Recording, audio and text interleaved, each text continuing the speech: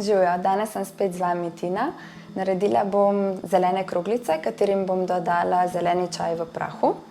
Sestavine, ki jih potrebujemo, so merica vaniljevih proteinov, 110 gramov kokosove moke, žlica in pol medu, pol žličke bourbonske vanilje, pol žličke zelenega čaja v prahu in pa 1 žlica kokosovega olja.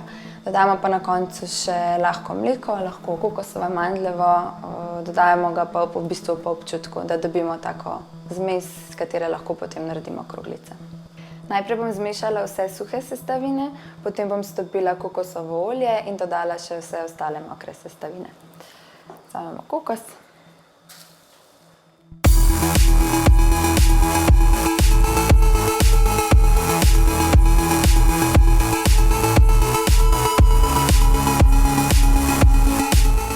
Kokosovo olje sem stopila, sedaj ga bom pa dodala tej suhi masi.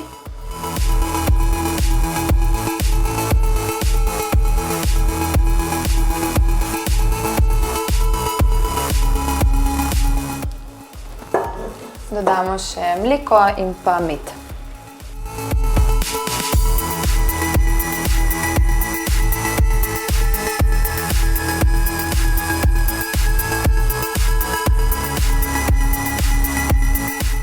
Maso sem naredila, sedaj bom pa z rokami oblikovala kupčke in naredila take male kroglice.